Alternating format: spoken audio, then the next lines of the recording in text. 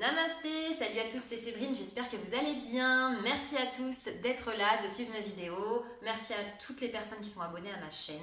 Si vous n'êtes pas encore abonné, n'hésitez pas à cliquer juste en dessous. Vous pouvez cliquer sur le petit bouton pour vous abonner. Et juste à côté, vous avez la petite cloche. N'hésitez pas à cliquer dessus également, ça vous permettra de recevoir les prochaines vidéos directement.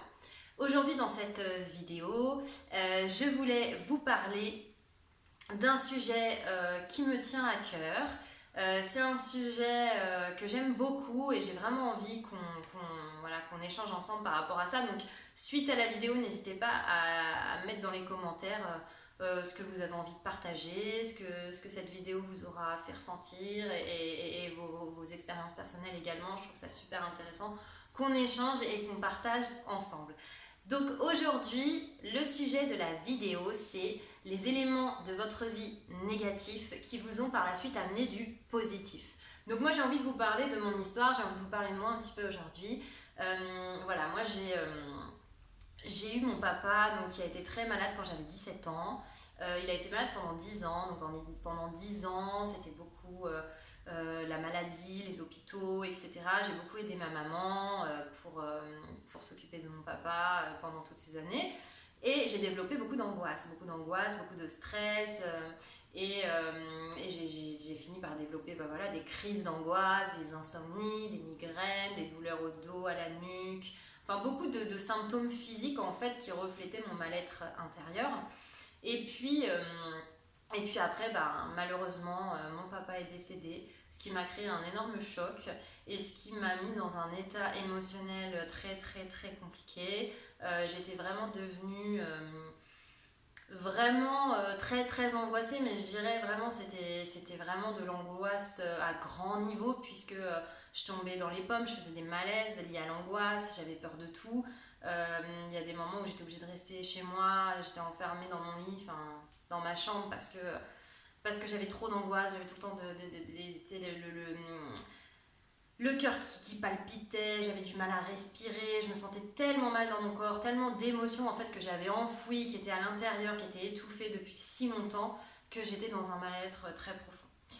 Et suite à ça, j'ai décidé de ne pas rester comme ça parce que je n'avais que 28 ans à l'époque et je me suis dit je peux pas à 28 ans être dans cet état-là, c'est juste pas possible. J'ai encore ma vie à construire, j'ai encore envie de faire plein de choses, j'ai envie de faire des enfants, j'ai envie d'avoir une famille, j'ai envie d'avoir une carrière professionnelle, j'ai envie de faire plein de choses, j'ai envie de voyager, j'avais envie de faire plein de choses et je ne pouvais pas rester dans cet état parce que ça m'handicapait complètement dans mon quotidien. Du coup, j'ai commencé à vouloir faire un gros travail sur moi, donc j'ai été voir des sophrologues, j'ai commencé à faire de la méditation, j'ai commencé à faire du yoga, j'ai adoré la méditation, j'ai commencé à en faire tous les jours, ça m'a apporté énormément de bienfaits. Ensuite, j'ai fait du yoga, j'ai adoré le yoga, ça m'a également apporté énormément, ça m'a permis d'apprendre à me connaître, d'apprendre à gérer mes émotions, d'apprendre à calmer mon mental, d'apprendre à me découvrir qui j'étais vraiment.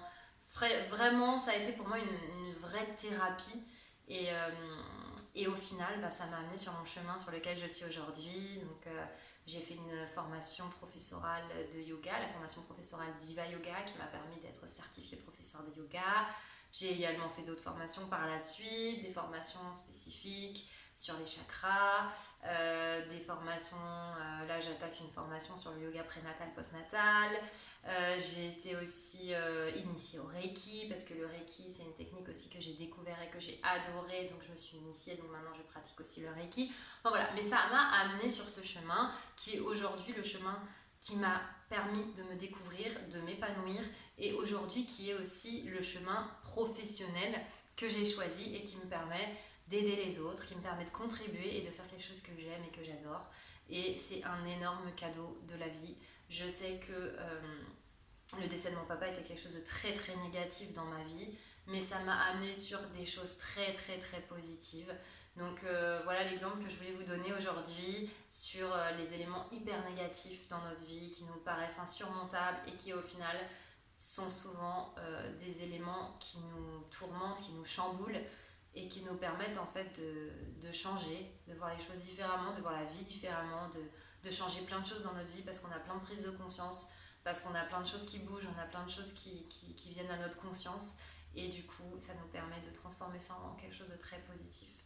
Donc peut-être que vous aussi vous avez vécu ce genre d'événement qui a été terrible pour vous mais qui vous a par la suite permis d'arriver sur quelque chose de très positif. Donc n'hésitez pas dans les commentaires à nous partager votre histoire aussi. C'est super intéressant toujours d'échanger et puis de connaître aussi l'histoire de chacun et de chacune. Donc en tout cas, je vous remercie d'avoir regardé cette vidéo. Si vous avez aimé, n'hésitez pas à mettre un petit pouce vers le haut, un petit like. Et puis je vous dis à très vite dans une prochaine vidéo. Namasté.